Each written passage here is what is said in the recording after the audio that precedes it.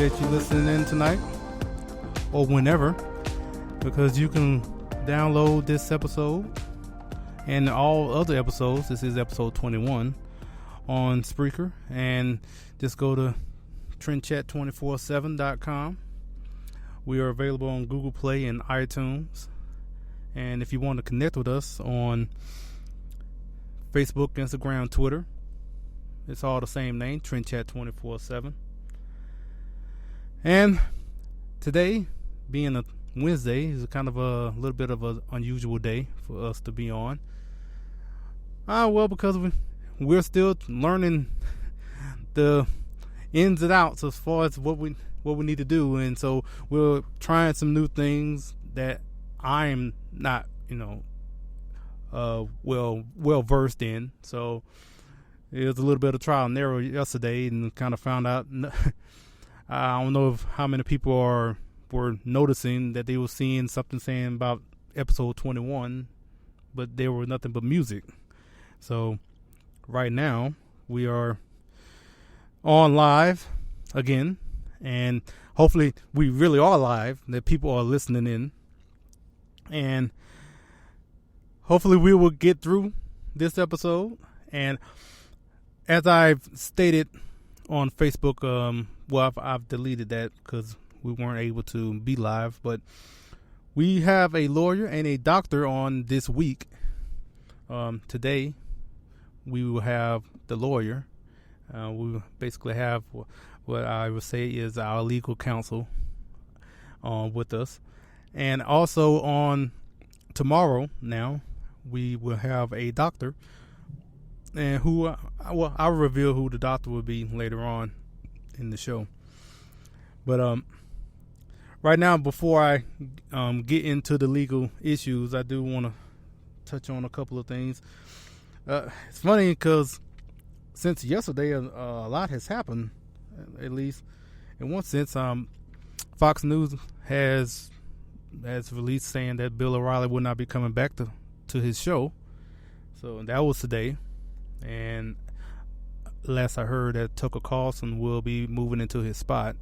So I don't know if that was that temporary or as a permanent move or not. But that's definitely a shakeup going on there. I think many people know as far as what's been going on with Bill O'Reilly, as far as the sexual allegations that were that he has been going through, and not really going into whether he did it or not. Really don't know, but either way, that really has plagued his show and him, and now he's no longer coming back to Fox. So now it's funny in thinking about that, and now who knows who's gonna either come up through Fox News, or they're bringing someone in or whatnot. But so that happened today, and I don't know if people who are following sports, former New England Patriots tight end Aaron Hernandez was committed suicide. At least that what was told at first. Now the story has changed a little bit. Now they're just saying he was found dead. So now I guess they're doing some sort of investigation, and maybe some foul play. I don't know, but now but he is dead. That is one thing for sure. But so that is ongoing. And also yesterday, the man was Steve Stevens, who up in Cleveland, who murdered the grandfather, Mr. Godwin. He was found yesterday, and then he committed suicide. So that whole saga has basically kind of came and went, given from a video that was on Facebook of him, killing Mr. Godwin, which was very tragic to see. And then there was basically like a manhunt for like the next about 24 to 36 hours until they found him which turned to find out, if I remember, is actually someone. He went to a McDonald's, and I guess someone recognized him and turned him in.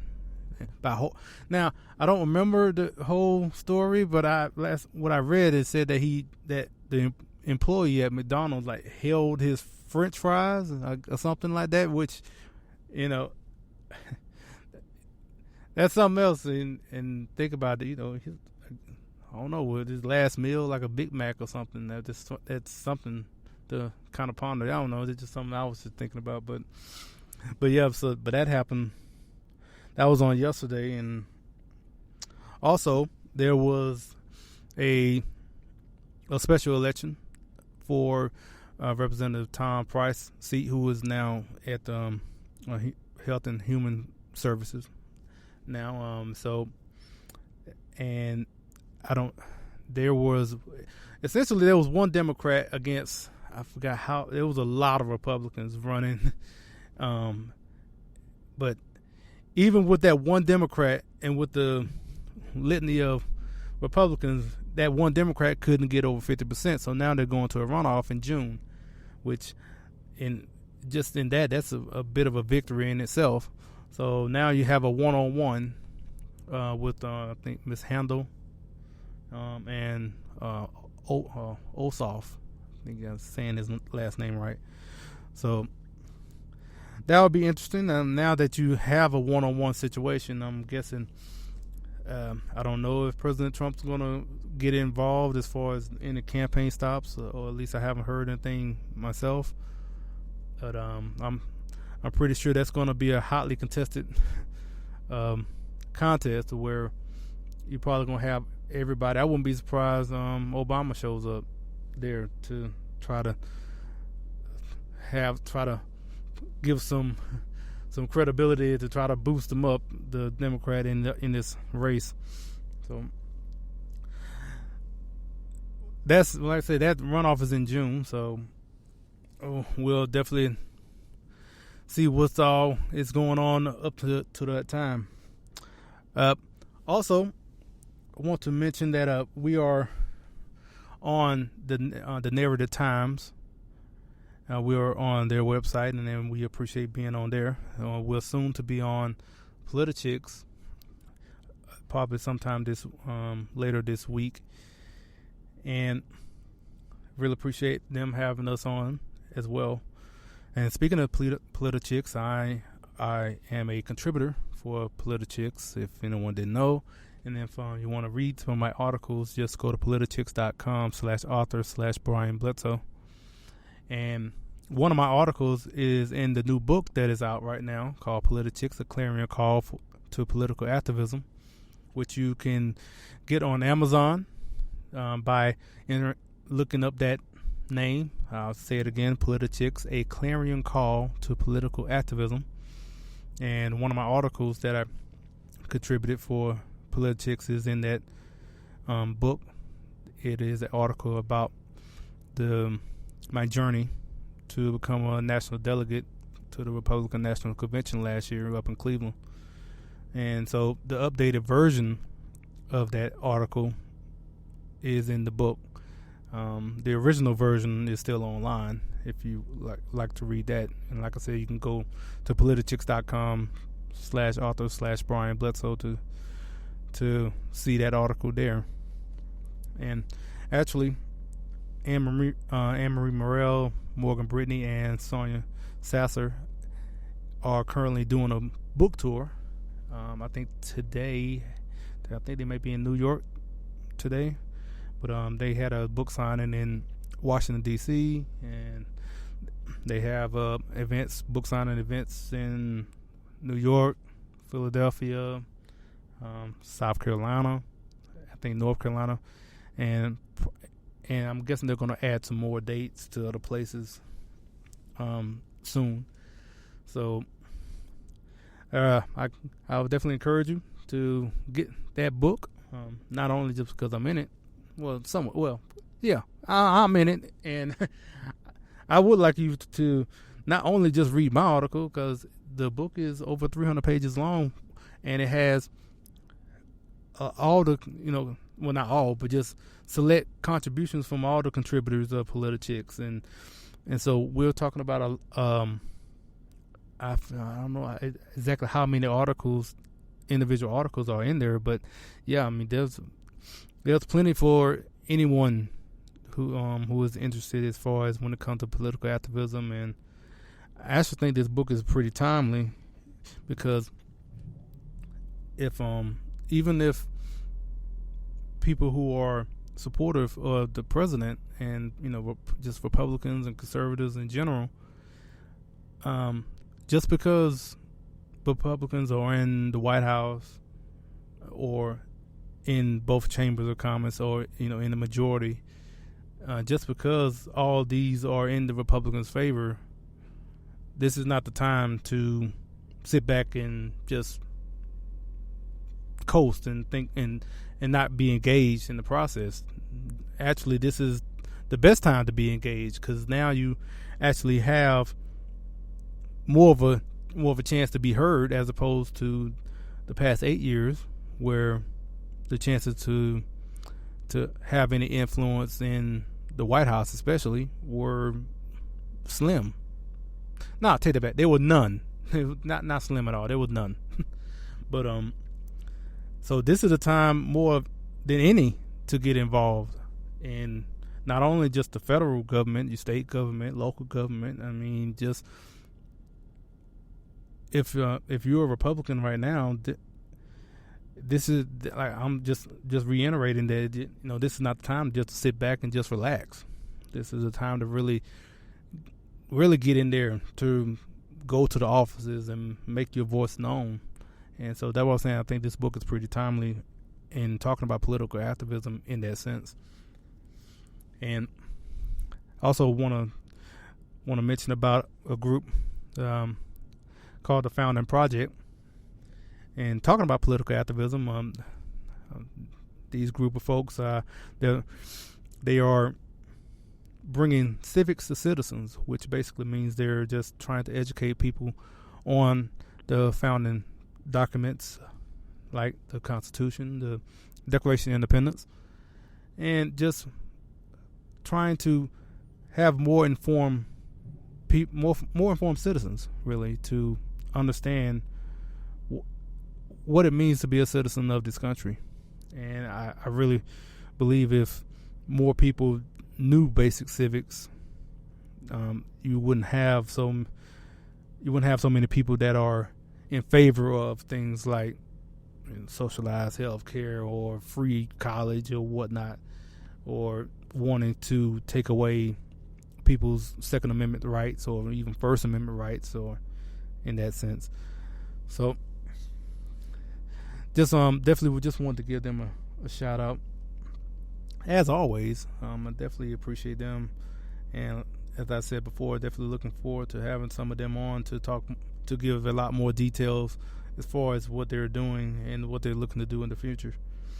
So, with that being said, like I said earlier, I did say we are going to have a doctor and a lawyer on the show for the next 2 days, and today we have the lawyer, and I just want to bring on, as I would say, our legal counsel. He's a good friend of mine, and his name, now I think this might be one of the first times I should say his first name. I'm going to try to say it right, because normally I just call him TJ, but I'm going to say his name. His name is Taryn J. McGrew. Now, I don't know, well, are you there, TJ? I'm here. Good evening. How are you? I'm doing all right. Now, did I say your name correctly? Of course you did, man. You know how to say my name. Well, you see, I always just said TJ. So when someone asks me, I just said TJ. Then I like, but if I want to get legal, I mean, we're doing a legal, segment here. So I want to make sure I'm by the letter. Of course, man. Yeah. So I'm Taryn McGrew. I'm a lawyer. Brian and I have been friends for a number of years. Happy to be here. Happy to chop it up with you and talk about a couple of things that have been on our minds the last couple of weeks. Oh yeah. So actually going to get right into it now. And first, I want to go to everyone's favorite punching bag. That would be, well, I'm going to say American, but United Airlines.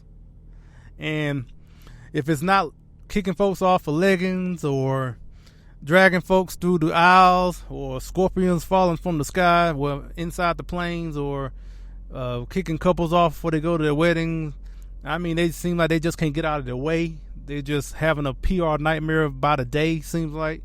And of all those things I've mentioned, I'm pretty sure I wouldn't be surprised all of those turn to lawsuits. But as of right now, we just have one lawsuit, at least that I know of, from Dr. David Dow, who was the man who was pulled out of his seat and dragged through the aisle, to the shock and just surprise of the passengers, just seeing this man being dragged. And not surprising, he has filed a lawsuit. Now, I've mentioned about this lawsuit last week, and I didn't see this really going anywhere, only because I just didn't see. I kind of feel like that it might be that it won't go to like some sort of court, and that it, as far as a trial or whatnot, that at least if anything, it will probably be settled out of court or whatnot, just because United probably just want to get this, out of the way. But I'm not a lawyer. That's why I bring you on. So what do you think on this? Well, it's very interesting. So let me start off by saying that while, yes, I am a lawyer, you and I have gotten together for me to offer my legal opinion, but that I'm not offering legal advice. So I got to put that disclaimer out there, Brian, before of course. I get TrendChat in trouble. Of course. Right. So it's my understanding as of right now that David Dow has not actually filed a lawsuit, that his lawyers have said that a lawsuit is likely, but they have not actually filed it yet. But that's basically lawyer speak for it's coming. So we know that lawsuit is coming really soon.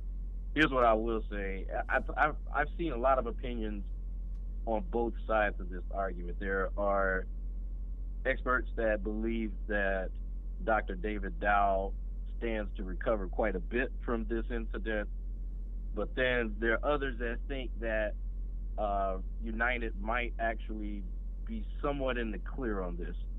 I tend to fall a little bit or lean a little bit towards that side, and I'll tell you why. First of all, in the contract of carriage, which is basically the contract that you agree to, whether you know it or not, whether you agree with the terms or not, whenever you buy an airplane ticket. Every airline has a contract of carriage. They're required by regulations to post that on their website. So if you go to any airline website, including United, the contract of carriage is there. One of the things that it allows them to do is to be able to deny you boarding involuntarily. Now, a lot of people will say, well, he was sitting in the seat, so, can they still kick him off? And the answer is yes. Flight attendants on the flight have legal authority to give you orders, and that if you don't follow those orders, you can be subject to penalties or criminal charges as a result of not following a flight attendant's orders. So I think, one, you have notice of the request for volunteers to not board the plane. United gave that notice while they were at the gate, gave that notice again while people were on the plane. So he had sufficient notice. He was asked directly to leave by a flight attendant who has legal authority to do that. And so he disobeyed those orders. That doesn't look good for him in a civil suit. But here's the other thing, man. I see that the people that actually took him off the plane were not United employees. They were actually airport police. And so there's going to be a question there about who is actually responsible and who owes a legal duty to protect him in a situation like that. And does the law provide some room in a situation where security is trying to remove a guy that he might get roughed up a little bit in the process? And so I think there's some real questions here. Now, I've heard some people say that perhaps United breached their contract of carriage when they allowed him to sit on the plane and then kind of forcibly denied him boarding later on before the flight took off. I think that's a legal question that I have to be decided by a jury, but I'm not so certain that that's a clear and cut question. And then my final take on that, Brian, is ultimately I think that the PR hit that United has already suffered from is to the tune of almost $800 million in lost value, according to the latest numbers. I think that United is probably going to try to find a way to settle this amicably and try to make this go away quietly. So this may be much ado about nothing, but there's some interesting legal questions involved. Yeah, I definitely agree with the whole settlement. I mean, it'll probably be months from now when everyone's probably, distracted and have totally forgotten about old David Dow. And then there'll be some settlement in the next couple of months. And, I don't know, maybe a couple of million. Who knows what he might get. But yeah, settlement I think is pretty much is coming down sometime. But I got to say this, man, just speaking more practically about this, so this isn't a legal opinion, this is just you and I talking. This seems like a really low-stakes situation for a well-paid doctor to scream and holler about. I mean, they offered you $800.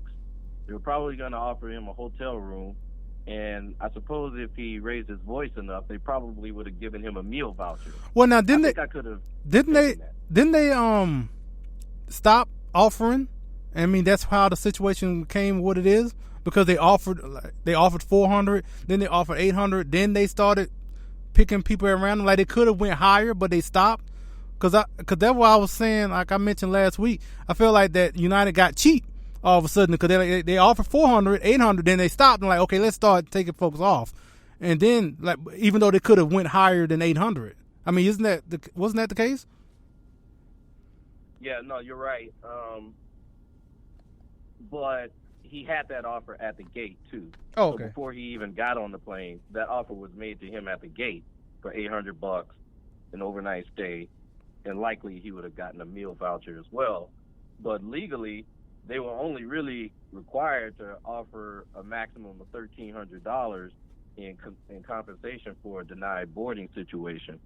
Now, you've heard about Delta being able to offer up to $10,000, and I think these are just more of incentives for the airlines to get people to voluntarily not board. The cost of these denied boardings for the planes are pale in comparison to the amount of revenue that they recoup by selling more tickets than they have seats. Now, and that's a separate discussion, but that's how those things work. Now, when I saw that headline from Delta saying that now they were offering it from as upwards to $10,000. Now, I'm pretty sure a whole bunch of people all of a sudden start buying a whole bunch of Delta tickets, thinking they're going to maybe be that one to get to the $10,000, which I'm pretty sure someone did, but I don't know. But right on top of my head, the chances of that actually happening to you, of you being that one getting $10,000, is basically, it's worse than buying a lottery ticket. Right.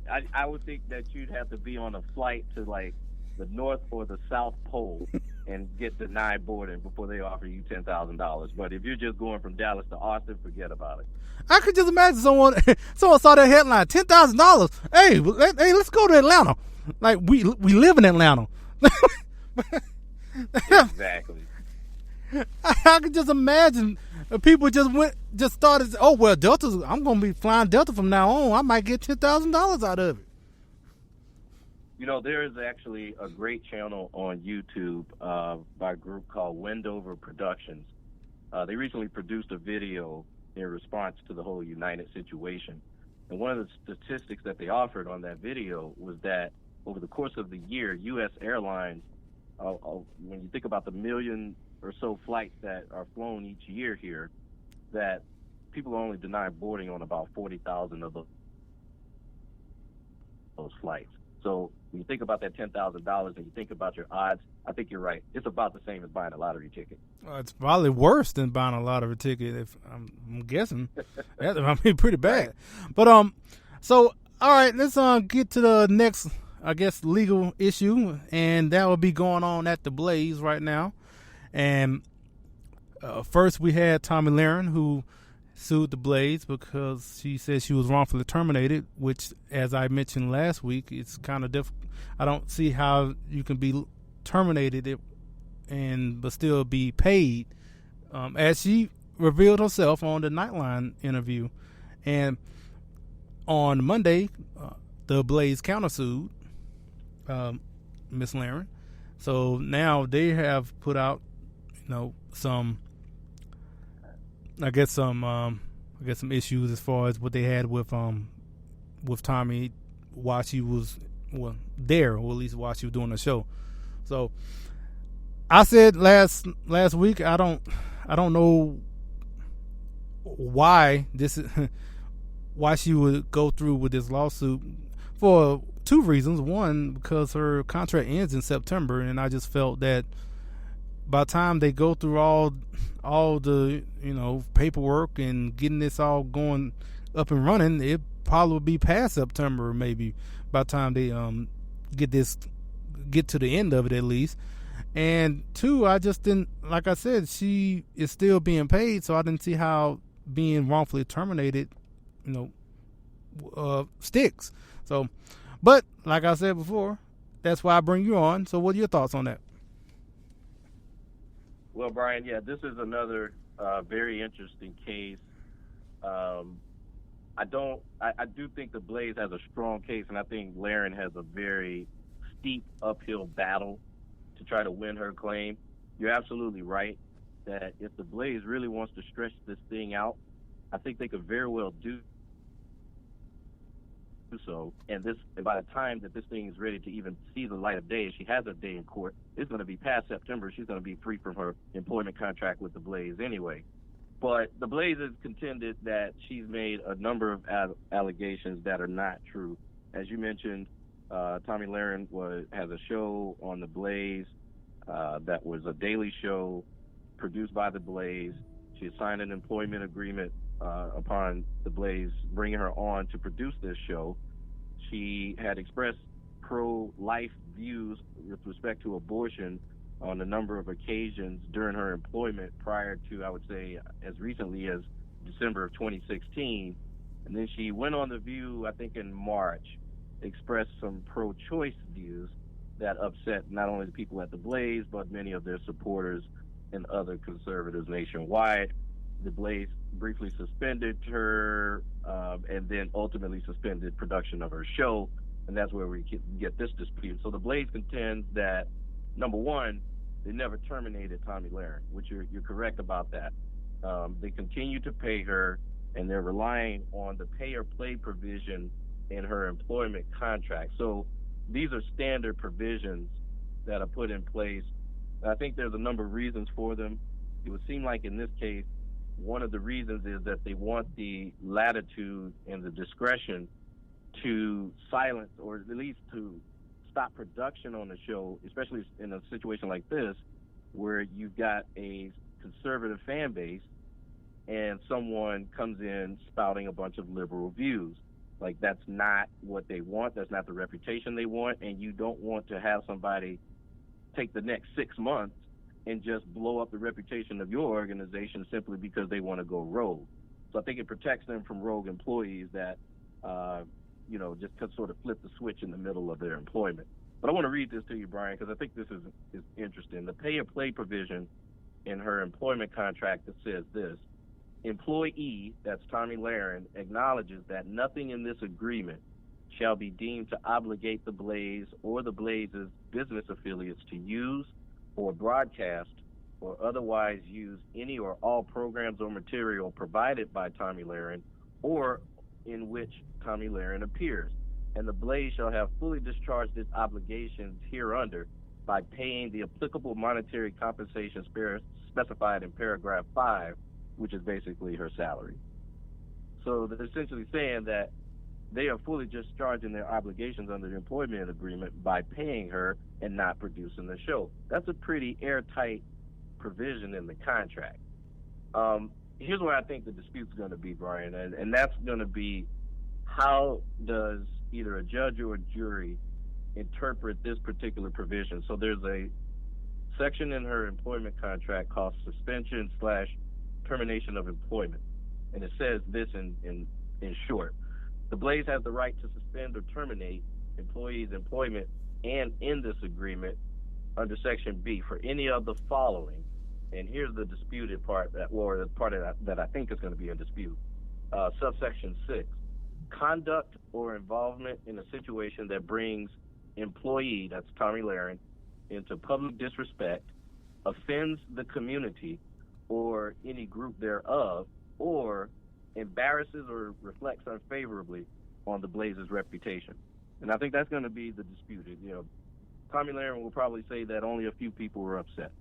The Blaze is going to say that this reflects unfavorably on us and our reputation amongst conservatives, which makes up the majority of our fan base, or the majority of our support. So that's, I think, where the fight's really going to be. There's another allegation too, Brian, and that's with respect to how this disputes that arise under this agreement are to be handled. So there's actually an arbitration clause that's contained in this agreement that says or stipulates that any disagreements or disputes that come out of this will be litigated in arbitration in the state of Texas. So the Blaze is actually contending that Tommy Lahren has violated this employment agreement by filing suit in the civil district court, as opposed to pursuing an arbitration panel or an arbitration judge to actually litigate this dispute. So we got a number of things going on here, and the Blaze has made some interesting allegations too. I'll just reel off a couple. First, they claim that the fact that they suspended her was not directly as a result of her comments that she made on The View, that this had been brewing for a time, and that her comments on The View were the last straw. And they specifically engage in their counterclaim that Tommy Lahren engaged in conduct that raised serious concerns regarding her continued affiliation with the Blaze, including her treatment of the floor crew was inappropriate and unprofessional, constantly complaining about everything, including but not limited to lighting, room temperature, editing, shooting, and directing, that her word choices on air had to be addressed repeatedly for bordering on the profane, that Tommy Lahren would not work with one or two full-time makeup artists, that she was overheard complaining about the Blaze and stating, quote, that she will sue the Blaze and that she could own the Blaze when she is done, and that Tommy Lahren was divisive and created conflicts with other media personalities at the Blaze. She turned down a number of advertisers at the Blaze, and she publicly disclosed the dollar value of her wardrobe allowance, which ironically would be difficult for her to deny, because in her lawsuit, she attached the employment contract to the petition, and she redacted the amount of the wardrobe allowance. So if that was something that you felt free to disclose, why would you redact it in this agreement that you filed with the court? So I think this is going to be a tough one. It seems, Brian, that I think you're right. This thing could possibly stretch out where it's going to be moot. But otherwise, I don't really see the Blaze really budging in this one. Now, see, and it's funny because now with the news with Bill O'Reilly leaving Fox News, and a lot of people was probably thinking like, well, if she don't make it with the Blaze, she'll just go to Fox News, which now is actually there's an opening, and now if she's caught up in this legal battle, this might actually come back to hurt her big time if they was even thinking about bringing her on at all. But I'm just saying, this could now keep her from going, at least in the immediate future. That's exactly right. One of the things in these lawsuits is you can compel people to testify in depositions so that you can get testimony on the record that supports these allegations. And so the thing that I think should concern Tommy Lahren is if the Blaze decides to file affidavits that are signed by, let's say, some of the floor proof that accuse her of being inappropriate and unprofessional, they testify in a deposition that could be made public and discuss some of the things that she says, that's going to be a bad look for her if she's trying to find employment elsewhere. Now, I think she's going to have some offers because people will hire a lightning rod anytime, right? Yeah. But this could impact the quality of offers that she gets out there. So in other words, you might get paid to go anywhere, but is that really where you want to go if you're trying to further a career in broadcasting, and particularly in political commentary? So I don't know. It'll be interesting down the line to see how far the Blaze wants to take this. But certainly if they start getting people on the record speaking specifically about the things that Tomi Lahren's being accused of in this countersuit, I don't know if that'll be a good look for her. So this is definitely something to keep an eye out for. Oh yeah, and also I just want to put out there, if Fox News is looking for anyone, I am available. So just putting it out there. And I mean I'm pretty sure I'll probably be a lot cheaper than whatever Tomi Lahren probably maybe be asking, or probably anyone else. Well, yeah, definitely. So yeah, I just want to put out that one on the airwaves. But let's get to this other one right quick. We kind of got a couple of minutes left, man. I just want to.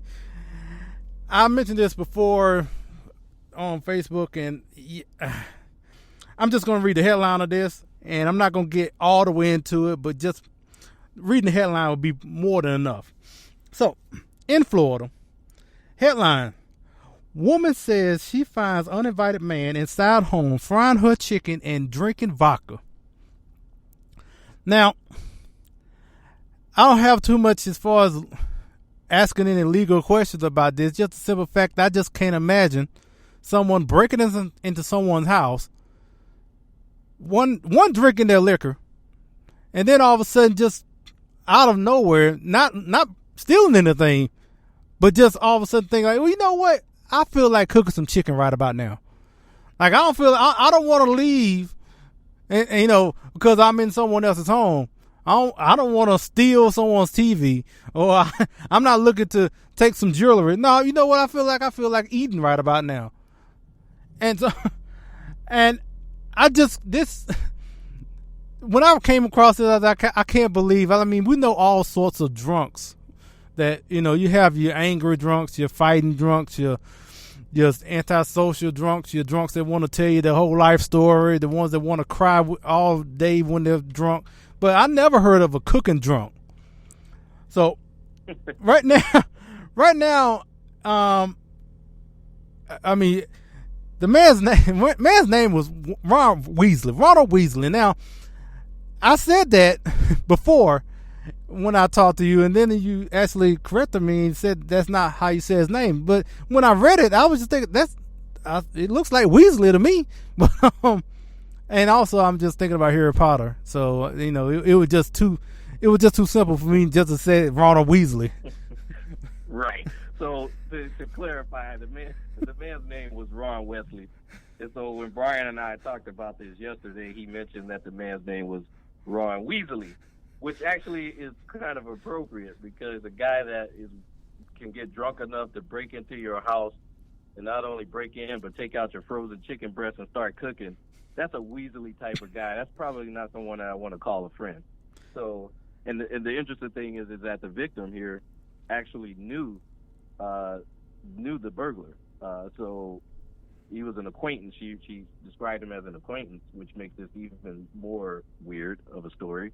That you have acquaintances that get drunk enough to break in your house and fry frozen chicken breast, which that's another thing that we talked about. That got to be some kind of a hazard, right? Because you can't drop frozen chicken breast in a frying pan full of grease. That's got to be some kind of hazard, right? But apparently, the man knows how to cook some chicken, though, because according to the story, one of her buddies of the victim actually ate the chicken that this burglar cooked, and he said, and I quote, let me see, where was that quote? He said, let me make sure I want to make sure I get it right. He said, get it. Oh, he said, My right. buddy had eaten it, and he said it was seasoned very well. Now, this man was drunk, cooking chicken, and obviously can cook it well when he's drunk. So, apparently, maybe he knows some secret that we don't know as far as cooking, frozen chicken. I don't know, man. I'll tell you this. I saw a picture on one news story that it was captioned that I guess it was a picture. I don't know if this was a picture at the scene or if someone took it, that one of the victims took it. But it was a picture of the chicken next to a bottle of Smirnoff apple vodka. Now, I would say that if that's the type of liquor that they had at their house, I don't know if I would trust anyone in their household to tell me what good fried chicken tastes like. Well, you got something against? You got something against apple Smirnoff vodka? Yeah, I would say that vodka purists would say that you shouldn't add any sort of artificial flavoring to a good vodka. So go ask the Russians if they like their Smirnoff with a bunch of appley, peach, or mango flavor. Ah, okay. See, I don't know. See, I have no clue. I don't drink at all, and yeah, I have no clue. You would have told me that. I'm like, yeah, okay, whatever. But I mean, What are you trying to say, Brian? Did you say that I'm drinking a lot of vodka and I know a lot about it? If you know, you just know. I'm not implying anything. I'm somewhat of a Wikipedia scholar here, Brian. So just roll with me on this one. Okay, hey, I'll take your word for it. I have to. I have no idea about how any of it goes. And so now he went to jail. Now he's out on bail. Right? He's out on bail, right? Right. Yeah, he's out of jail, and presumably it's because he's out on bail. I mean, it sounds like the charges are still there, but there's a good chance that the victims, because they know this guy, could decide not to press charges, and it'll be up to the DA to decide whether or not they want to drop it in light of that. But right now he's out on bail. Okay, well, we're coming up on the last 2 minutes here, and I just want to say right now I appreciate TJ coming on, giving his insight, and I mean, wasn't that a whole lot better than what I was putting my uneducated legal opinion last week? So definitely glad to have him on to give his expert opinion, and we definitely look forward to having him on in the future. I appreciate it. All right, and just want to. This is the last announcement, and I would say it's probably the most anticipated, if anything, if anyone's listening. So, on tomorrow on the show, we will have Dr. Kelly Ward. So that is the doctor that will be on the program.